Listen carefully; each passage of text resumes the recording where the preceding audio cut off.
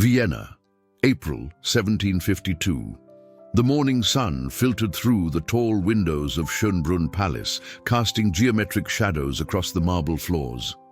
In the East Wing, 17-year-old Archduchess Elizabeth Maria sat at her writing desk, her quill moving swiftly across parchment as she transcribed observations about the lunar eclipse she had witnessed the previous night.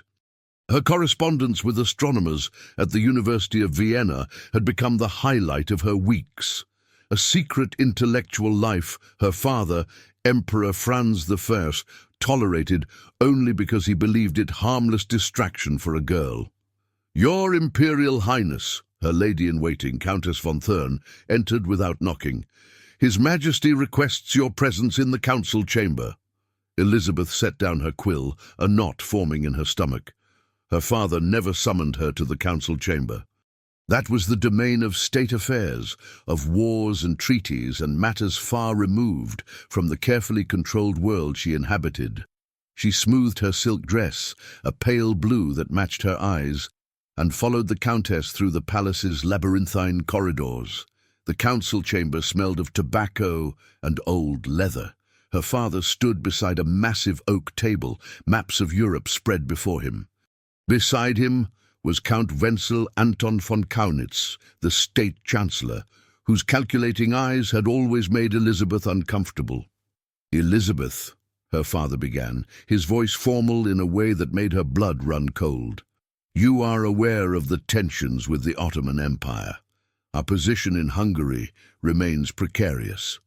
She nodded slowly, unsure where this was leading. "Sultan Osman III has proposed an alliance," Kaunitz interjected, his fingers steepled, "to be sealed through marriage. You have been chosen to become the Sultan's wife. The wedding will take place in Constantinople in 3 months' time." The room tilted. Elizabeth gripped the edge of the table, her knuckles white. "Constantinople? But I don't speak Turkish. I don't know their customs. You will learn," her father said flatly. "This marriage secures our eastern borders. It prevents war. Tens of thousands of lives depend on this union." "But father, surely there are other ways to—" "There are no other ways." His voice was steel. "You leave for the preparation estate in Marchfeld tomorrow. You will be ready." That night, Elizabeth sat in her chambers, staring at her reflection in the gilded mirror. The girl, looking back, had spent 17 years believing she had some small measure of agency, that her mind, her thoughts, her studies belonged to her.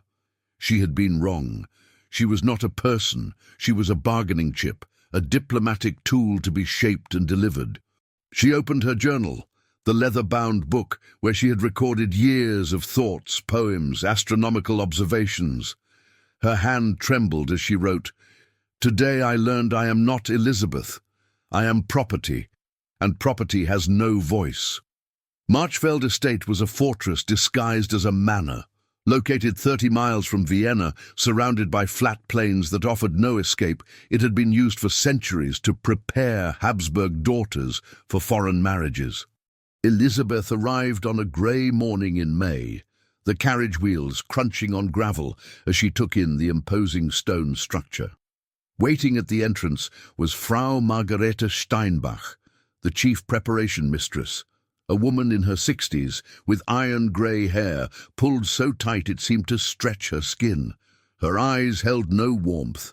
"Your Imperial Highness," she said, executing a perfect curtsy that somehow felt like mockery.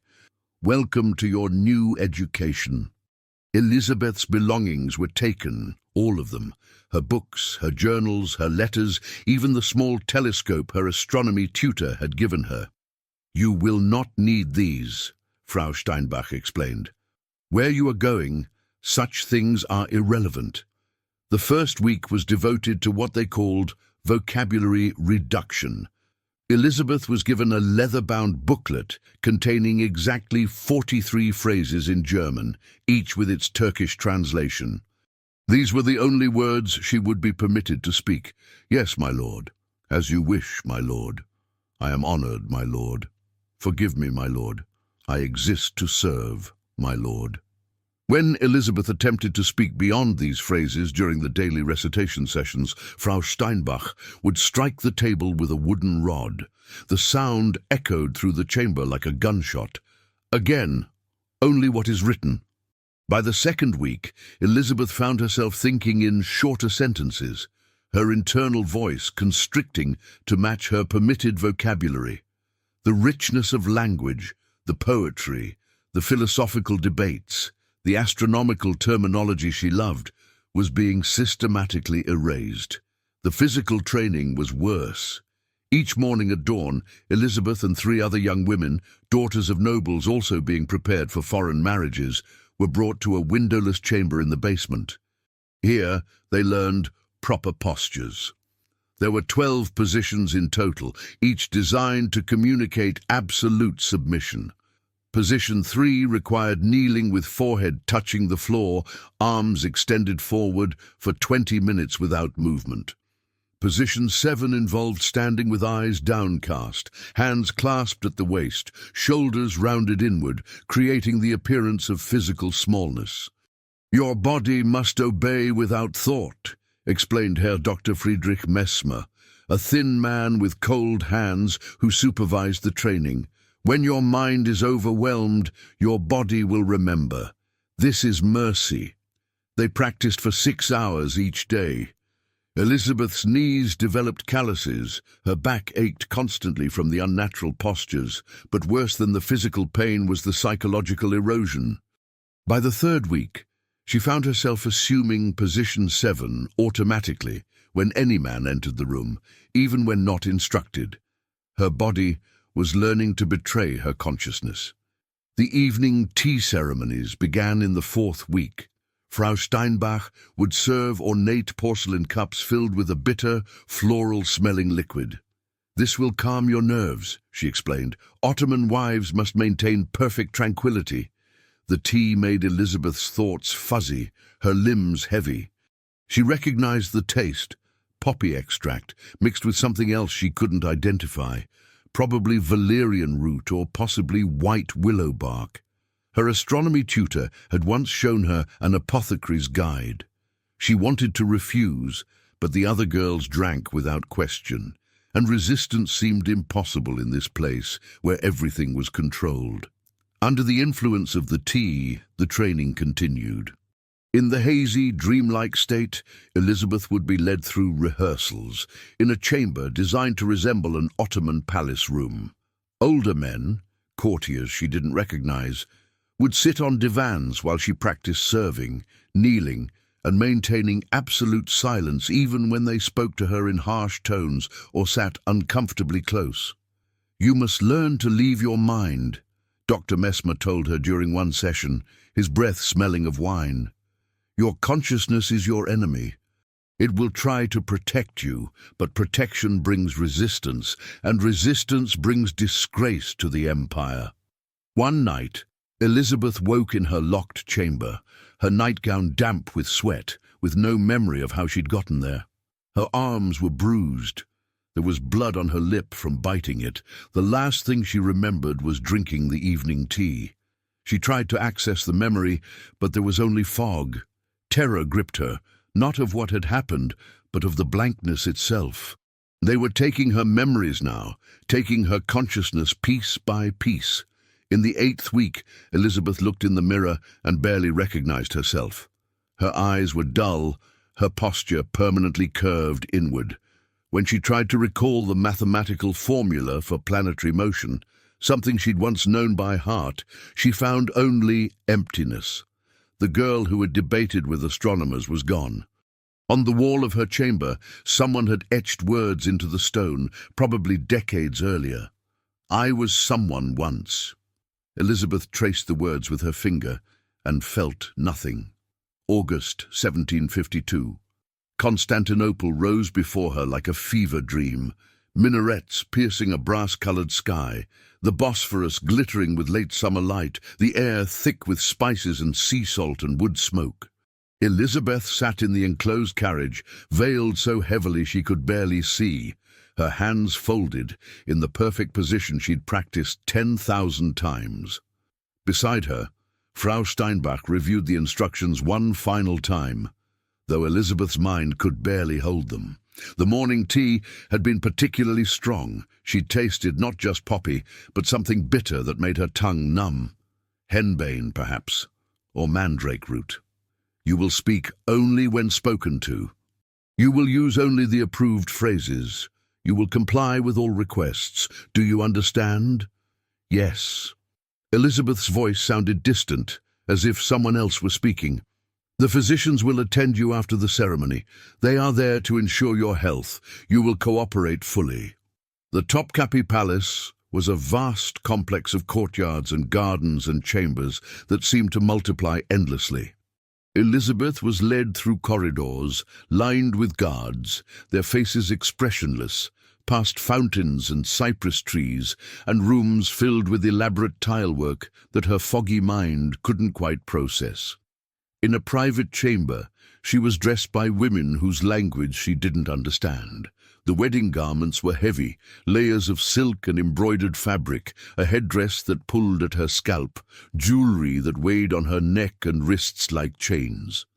They applied cosmetics to her face, transforming her into something that looked human, but felt entirely separate from who she was, or had been. The ceremony itself was a blur. She remembered candlelight, incense so thick it made her dizzy, voices chanting in Arabic. Sultan Osman III was a man in his late 50s with a grey beard and eyes that assessed her the way her father assessed horses, evaluating value, checking for defects.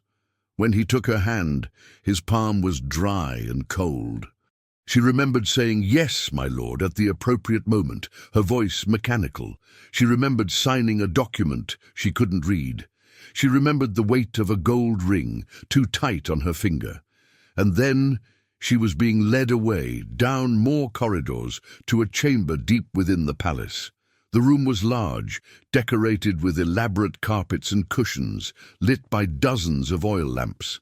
There was a low bed with silk coverings. And there were men in the shadows, court physicians, she realized dimly, holding leather-bound journals and quills. "They document," Frau Steinbach whispered in German, her last words before departing.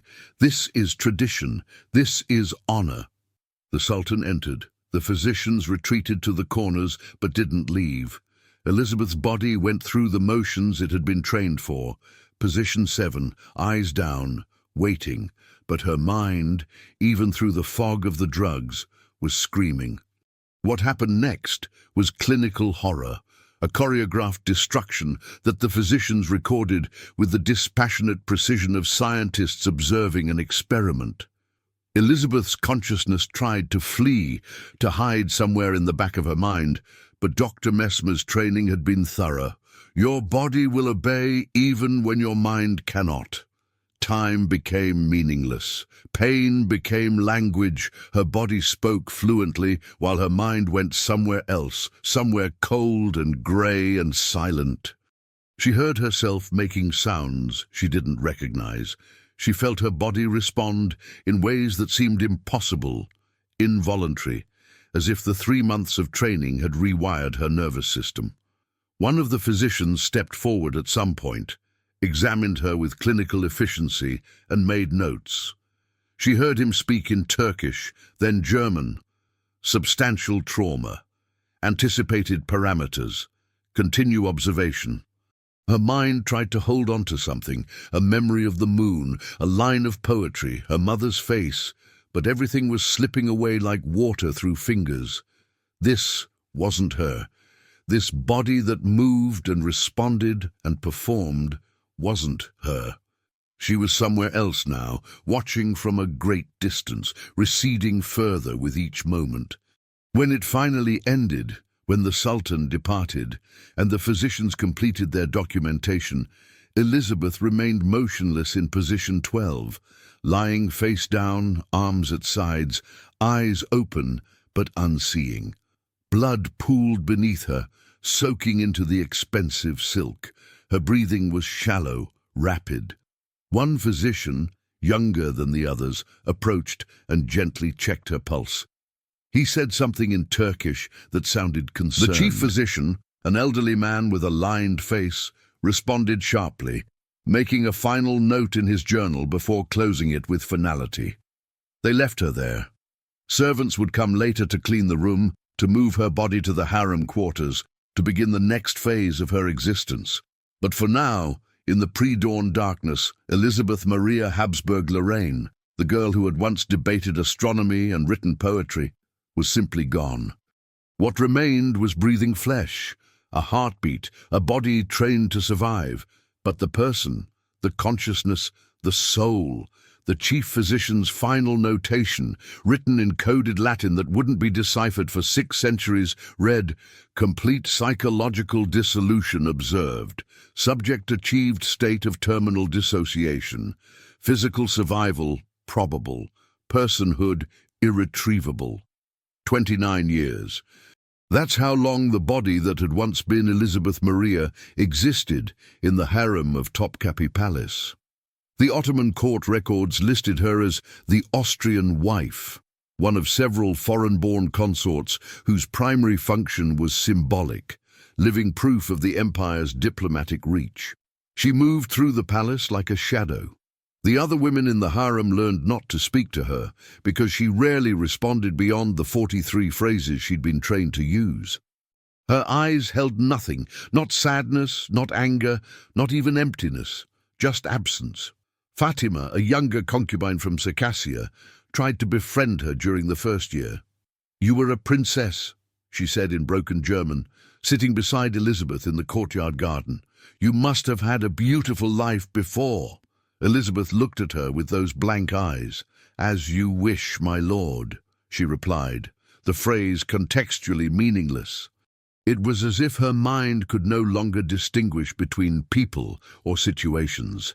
Everything triggered the same programmed responses. "She's broken," Fatima told the others later. "Whatever they did to her, they broke something that can't be fixed." The harem physicians examined her quarterly, documenting her physical health. She ate when food was placed before her. She bathed when led to the baths. She slept on a low cushion in a corner of the women's quarters, always facing the wall, her body automatically assuming position 7 even in sleep. She never spoke of her past, never mentioned Vienna or her family, or the studies she'd once loved. It was as if those memories had been surgically removed, leaving only the trained responses and the hollow shell of survival. Sultan Osman III died in 1757, 5 years into her captivity. His successor, Sultan Mustafa III, showed no interest in his predecessor's foreign wife. She became even more irrelevant, a historical footnote occupying space in the harem. Years passed with mechanical precision.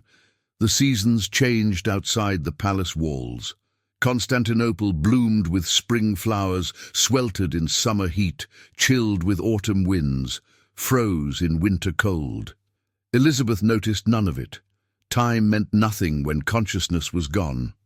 In 1768, the palace physician Mehmed Effendi, tasked with examining all harem residents, spent longer than usual with Elizabeth.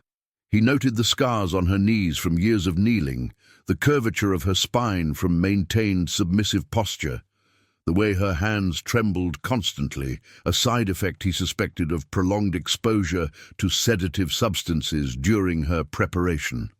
Most disturbing was her dissociative state.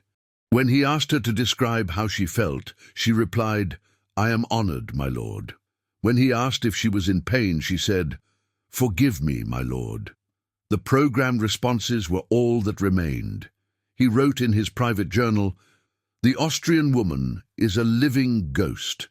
Her body functions, but the animating spirit departed long ago. This is what happens when we mistake compliance for consent, when we confuse silence for peace. We have created a breathing corpse and called it a wife." The journal was buried in palace archives, coded in a mixture of Ottoman, Turkish and Arabic to avoid scrutiny. The observations of a physician were not considered appropriate for official records that celebrated imperial power. In 1771, during a rare moment of lucidity, possibly because the harem staff had forgotten her evening calming tea. Elizabeth walked to the palace library. She hadn't been there in 19 years. Her hands, moving almost without her conscious control, reached for a book. It was an astronomy text in Arabic, which she couldn't read, but she held it anyway, pressing it to her chest, and for a moment, just a fleeting moment, something flickered behind her eyes. A memory of a girl at a desk, quill moving across parchment, recording observations about the moon. Then it was gone, snuffed out like a candle. The book fell from her hands. She returned to her corner, assumed her position, and vanished back into the grey silence. The other women whispered that she was haunted, but they were wrong. She wasn't haunted by ghosts. She was the ghost. August 15th, 1781, exactly 29 years after the wedding night. Elizabeth woke in her corner of the harem quarters with unusual awareness. The fog that had dulled her consciousness for decades had lifted slightly, though she couldn't understand why. Perhaps her body, after absorbing sedatives for so many years, had developed a tolerance. Perhaps the harem staff had simply forgotten her nightly tea. Or perhaps on some deep biological level, her system was preparing for what was coming. She was 46 years old. Her hair, once golden, was now streaked with white. Her body was worn, not from age, but from decades of maintained submission postures, from the physical manifestations of psychological destruction. She looked 70. For the first time in 29 years, Elizabeth thought a complete sentence that wasn't from the approved list. Today is the day. She didn't know how she knew, but she did. The morning passed normally. She ate the bread and fruit brought by servants. She sat in the courtyard while the other women chattered. She noticed, as if seeing it for the first time in decades, that the garden had a fountain, that birds nested in the cypress trees, that the sky was brilliant blue. By afternoon, she felt a coldness spreading through her chest. Not pain, exactly. More like an unwinding, as if the mechanism that had kept her body functioning despite the absence of her soul was finally winding down. She returned to her sleeping corner. Without being prompted, she assumed position 12, lying face down, arms at sides, just as she had on that first night. Her body remembered. It always remembered. A young servant girl, no more than 14, found her that evening. Elizabeth was still breathing, but barely. The girl ran for the harem physician, Dr. Yusuf ibn Abdullah, one of the younger physicians who had heard whispers about the ghost wife, arrived quickly. He checked her pulse, lifted her eyelid, noted the extreme coldness of her extremities. There was no obvious medical cause, no fever or injury or illness. She was simply stopping. "Can you hear me?" he asked in German, which palace records indicated she had once spoken. Elizabeth's lips moved. The physician leaned closer. What he heard made him freeze. "I was someone once," she whispered, her voice crackling from decades of disuse beyond the programmed phrases. "I studied the stars. I wrote poetry. I had a name." "Your name is Elizabeth," he said gently. "Elizabeth Maria Habsburg Lorraine." A single tear traced down her weathered cheek. "I remember now. At the end, I remember." "What do you remember?" "Everything. The 3 months, the training, the chamber, the men writing in journals while they destroyed me. I remember being conscious inside this body, screaming while they made it perform. I remember the exact moment my mind broke, when I chose to leave rather than endure. I've been gone for 29 years, but I'm back now, just for this moment, to witness the end." Dr. Yusuf felt his throat tighten. He had heard whispers about preparation estates, about the systematic breaking of noble girls before foreign marriages. But hearing it described by someone who had experienced it was different. This was testimony. This was truth. "I need to document this," he said. "The world should know what was done to you." "They won't care," Elizabeth said, her voice fading. "I was property. Property doesn't have suffering that matters, But write it anyway. Maybe someone, someday, will care. He pulled out his journal and wrote quickly as she spoke, her consciousness flickering like a dying candle. She told him about Marchfeld Estate, about Frau Steinbach and Dr. Messmer, about the vocabulary reduction, the posture training, the drugged rehearsals, about the wedding night, the physicians in the corners, the clinical documentation of her destruction. They called it tradition, she whispered. They called it honor. But it was torture disguised as ceremony. And I wasn't the first. There were others before me, and there will be others after. How many ghosts walk these palaces, do you think? Her breathing became more labored. Dr. Yusuf held her hand, a gesture that would have been forbidden under normal circumstances. But these were her final moments, and protocols seemed obscene. What happens when you die? She asked suddenly. Do you think I'll find myself again, the girl I was before they took her? I don't know, he admitted, but I hope so. I hope so too. Her eyes focused on something beyond the room, beyond the palace, beyond Constantinople. I see it now, the moon, like the one I observed from Schönbrunn when I was 17. It's beautiful. She died at sunset, her body finally releasing the tension it had held for 29 years. Dr. Yusuf closed her eyes and sat for a long moment, his journal open on his lap. He wrote one final entry. Elizabeth Maria Habsburg-Lorraine, Archduchess of Austria, died today at age 46. Official records will note natural causes. But the truth is this: she was murdered on August 15, 1752, during a wedding ceremony disguised as honor. What survived for 29 years was merely a body trained to breathe. Let history remember not the diplomatic triumph, but the human cost. Let someone someday break this silence. He sealed the journal in oilcloth, encrypted the most damning passages in a cipher he'd learned from Greek scholars, and buried it deep in the palace medical archives, where it would remain undiscovered for over 6 centuries. The body was prepared according to Islamic custom and buried in a small cemetery reserved for foreign-born members of the imperial family. No one from Vienna came for the funeral. The Austrian court had forgotten about her decades earlier, the daughter who had served her purpose and ceased to matter. The headstone, weathered and simple, bore only Elizabeth Maria, Austrian wife, 1735-1781. What it should have said was, Elizabeth Maria Habsburg-Lorraine, victim of a system that measured women in political value rather than human worth. But such truths weren't carved in stone. They were buried in coded journals, waiting for a time when the world might finally be ready to hear them. In 2019, a Turkish historian researching Ottoman medical practices discovered Dr. Yusuf's journal in recently digitized palace archives.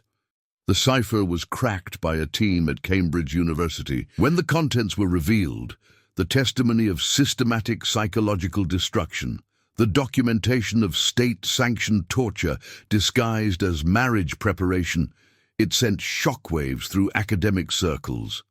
The story of Elizabeth Maria Habsburg-Lorraine finally emerged. Not the sanitized version of a diplomatic marriage, but the brutal reality of a girl transformed into property, trained into silence, destroyed so completely that her consciousness fled her own body. Historians began examining other royal marriages, other preparation estates throughout Europe. The pattern emerged again and again. Centuries of girls systematically broken, their suffering normalized as tradition, their trauma buried in encrypted documents and coded medical journals. Elizabeth had been right. She wasn't the first, and she hadn't been the last. But she was the one whose voice, trapped for centuries in a physician's journal, finally broke the silence.